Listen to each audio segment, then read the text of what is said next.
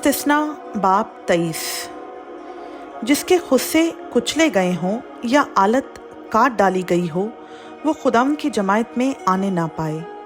कोई हरामज़ादा खुदाम की जमात में दाखिल ना हो। 10वीं पुश्त तक उसकी नस्ल में से कोई खुदाम की जमात में आने ना पाए।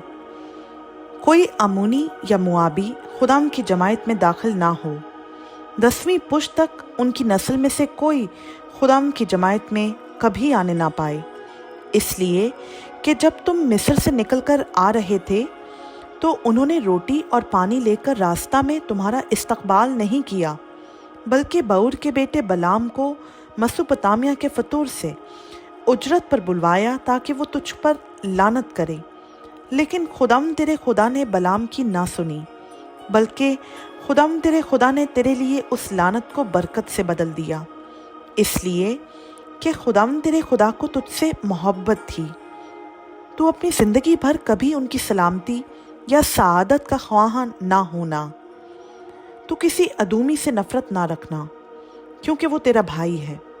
तू किसी मिस्री से भी नफ़रत ना रखना, क्योंकि तू उसके मुल्क में परदेसी होकर रहा था। उनकी तीसरी पुश्त के जो लड़के पैदा हों वो खुदावंद की जमात में आने पाएं। जब तू अपने दुश्मनों से लड़ने के लिए दल बांधकर निकले तो अपने को हर बुरी चीज़ से बचाए रखना। अगर तुम्हारे दरमियान कोई ऐसा आदमी हो जो रात को एहतलाम के सबब से नापाक हो गया हो तो वो खैमागाह से बाहर निकल जाए और खैमागाह के अंदर ना आए। लेकिन जब शाम होने लगे तो वो पानी से गुस्ल करे, और जब आफताब गुरूब हो जाए तो खैमागाह में आए। और खैमागाह के बाहर तू कोई जगह ऐसी ठहरा देना जहाँ तू अपनी हाजत के लिए जा सके, और अपने साथ अपने हथियारों में एक मेख भी रखना, ताकि जब बाहर तुझे हाजत के लिए बैठना हो तो उससे जगह खोद दिया करे, और लौटते वक्त अपने फुजला को ढांक दिया करे, इसलिए कि खुदाम तेरा खुदा तेरी खैमागाह में फिरा करता है ताकि तुझको बचाए और तेरे दुश्मनों को तेरे हाथ में कर दे। सो तेरी खैमागाह पाक रहे, ता ना हो कि वो तुझ में निजासत को देखकर तुझसे फिर जाए।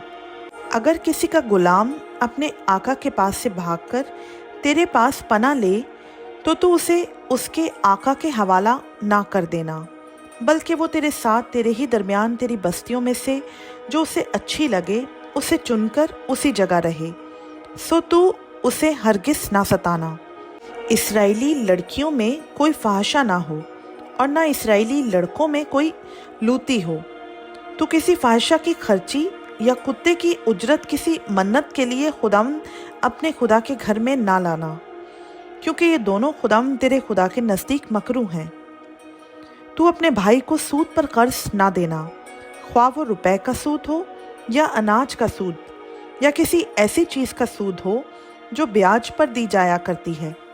तू परदेसी को सूद पर कर्ज दे तो दे, पर अपने भाई को सूद पर कर्ज ना देना, ताकि खुदाम तेरा खुदा उस मुल्क में जिस पर तू कब्ज़ा करने जा रहा है तेरे सब कामों में जिनको तू हाथ लगाए तुझको बरकत दे।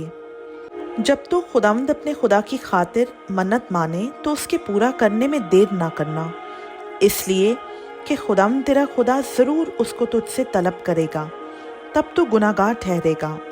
लेकिन अगर तू मन्नत ना माने तो तेरा कोई गुनाह नहीं। जो कुछ तेरे मुंह से निकले उसे ध्यान करके पूरा करना, और जैसी मन्नत तूने खुदावंद अपने खुदा के लिए मानी हो उसके मुताबिक रज़ा की कुर्बानी जिसका वादा तेरी ज़ुबान से हुआ गुजरानना। जब तू अपने हमसाया के ताकिस्तान में जाए तो जितने अंगूर चाहे पेट भर कर खाना, पर कुछ अपने बर्तन में ना रख लेना। जब तू अपने हमसाया के खड़े खेत में जाए तो अपने हाथ से बालें तोड़ सकता है, पर अपने हमसाया के खड़े खेत को हंसवा ना लगाना।